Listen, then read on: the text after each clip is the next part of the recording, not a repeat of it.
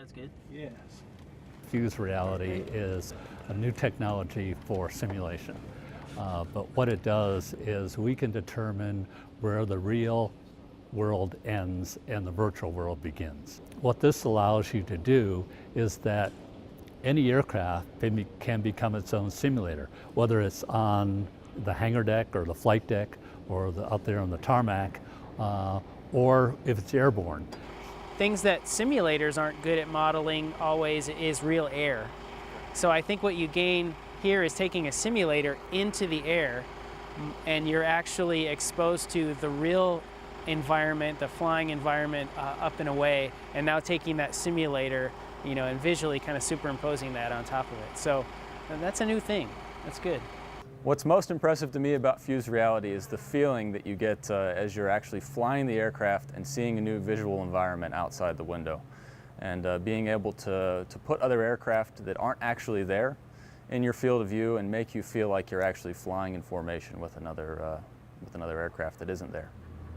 As a pilot evaluating the system, we were looking at landing tasks and see if I could do that using the synthetic vision, but the real aircraft flying up and away at a safe altitude today. So what I was seeing was me starting at like 500 feet and coming down right to the synthetic ground while we're up and away at 5,000 feet. Touchdown. Okay, first touch. You got the aircraft. I've got the aircraft. You got it. Sounds good.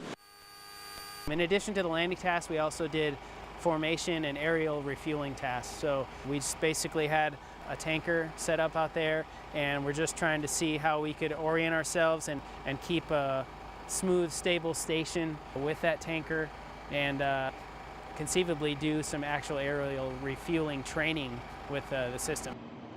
One more feature that we looked at was the stenciling mode, where basically this synthetic tanker that I'm flying in formation with, that's not really there, it's essentially cut out. Everything around it is the real world that's also coming in through my camera.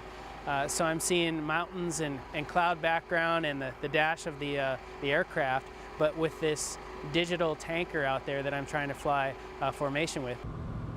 We're talking about the emotional gain of the pilot, like really seeing that they feel like they're actually in the situation. You know that you're in a real aircraft, and you really feel like you're potentially going to collide with the aircraft in a formation task if you get too close. So those type of things really make the system feel like it's actually really happening. A couple of them forgot that they were in a simulated environment, talking that they were really getting their blood pumping, and they felt like they were at risk when they came close to aerial refuelers or formation aircraft. Oh, this is challenging.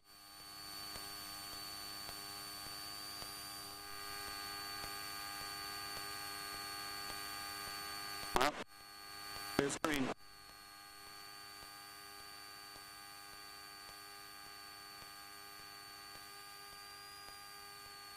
When you put the stencil queuing, yeah, I could see it, and if I were to look at the video later on, I would say, oh, there's a mountain. But I was test saturated. If you guys talked to me, I probably wouldn't even have heard you, except the in, you're forward, you're aft, you're forward, you're aft. The day I were talking, don't you see the mountains? And I was like, I'm looking at an airplane. Looking real good. There, perfect. Very nice. Just a little forward. When I say forward, I mean your error. Yeah. Really, I was all wired at the end, because that plane was like right there. And, I got super close and maybe too close, and I learned a lot, which there was a learning curve today, but I came out of it, I didn't hurt anything.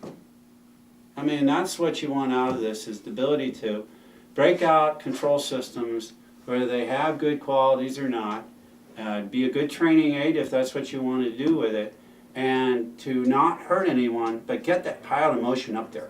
That's what this does. It got me. I'm not just, I go out and try and give you the best I can as a test pilot, but at the end, my legs were shaking. So my hat's off to you for doing this. So, what a great training aid.